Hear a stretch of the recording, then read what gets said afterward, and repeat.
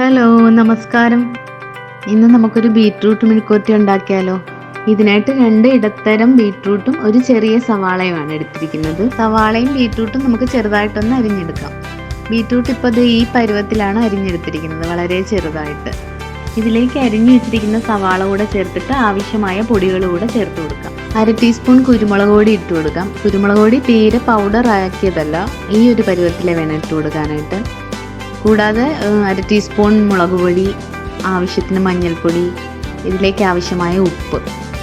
ഇനി കുറച്ച് കറിവേപ്പിലയും കൂടെ ചേർത്തിട്ട് നമുക്കിത് നന്നായിട്ട് തിരുമ്മി യോജിപ്പിക്കാം. കൈ കൊണ്ട് തന്നെ നന്നായിട്ട് തിരുമ്മി യോജിപ്പിക്കണം. ഇത് നമുക്ക് മാറ്റി വെക്കാം. ഇതൊരു 5 മിനിറ്റ് അങ്ങനെ തന്നെ ഇരിക്കട്ടെ. ഇനി സ്റ്റൗ കത്തിച്ച് ചട്ടി വെച്ച് ചൂടാകുമ്പോഴത്തേക്ക് നമുക്ക് ഇതിലേക്ക് ആവശ്യമായ എണ്ണ ഒഴിച്ചു കൊടുക്കാം. എണ്ണ നന്നായിട്ട് മൂത്ത് വന്നിട്ടുണ്ട്. ഇതിലേക്ക് തിരുമ്മി വെച്ചിരുന്ന ബീറ്റ്റൂട്ട് നമുക്ക് ചേർത്ത് കൊടുക്കാം. എന്നിട്ട് തീ നന്നായിട്ട് കൂട്ടി വെച്ച് തന്നെ ഒരു 1 മിനിറ്റ് നമുക്കിങ്ങനെ ഇളക്കിക്കൊണ്ടിരിക്കാം.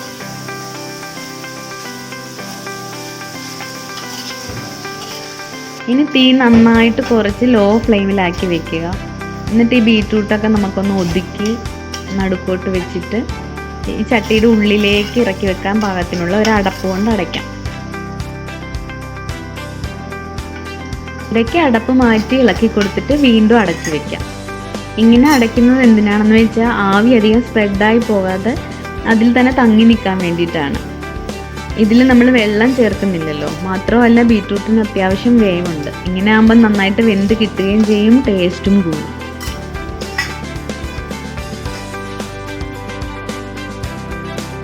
ഇനി ഇത് വെന്തോന്ന് തുറന്ന് നോക്കാം. ഇപ്പോൾ ഏകദേശം വെന്ത് വന്നിട്ടുണ്ട്. ഇനി ഇത് തുറന്ന് വെച്ച് വഴറ്റിയെടുക്കാം. തീ അല്പം കൂടെ കൂട്ടി വെച്ചിട്ട് ഒരു മീഡിയം ഫ്ലെയിമിലാക്കാം. ഇനി അല്പനേരം കൂടെ നമുക്കിതൊന്ന് വഴറ്റി കൊടുക്കാം. ഈ ഒരു സ്റ്റേജിൽ ഉപ്പോ കുരുമുളകോ ആവശ്യമുണ്ടെങ്കിൽ ചേർത്ത് കൊടുക്കാം. ഇപ്പം നമ്മുടെ ബീറ്റ്റൂട്ട് നന്നായിട്ട് വഴന്ന് എണ്ണയൊക്കെ തെളിഞ്ഞ് വന്നിട്ടുണ്ട്. ഇതിലേക്ക് ഞാൻ കുറച്ച് തേങ്ങാക്കൊത്ത് ചേർക്കുന്നുണ്ട്. അത് ഇഷ്ടമാണെങ്കിൽ മാത്രം ചേർത്ത് കൊടുത്താൽ മതി. ചേർക്കുവാണെങ്കിൽ ഈ ഒരു സ്റ്റേജിൽ വേണം ഇത് ചേർക്കാനായിട്ട്. അങ്ങനെ നമ്മുടെ രുചികരമായ ബീറ്റ്റൂട്ട് മെഴുക്കുവരട്ടി തയ്യാറായി കഴിഞ്ഞു. ഇത് നല്ല സൂപ്പറാട്ടോ. എല്ലാവരും ട്രൈ ചെയ്ത് നോക്കണേ. നിങ്ങളാരും ഇപ്പോൾ പോരുതേ. പോകുന്നതിന് മുമ്പ് ലൈക്ക് ചെയ്യുക, ഷെയർ ചെയ്യുക, സബ്സ്ക്രൈബ് ചെയ്യുക.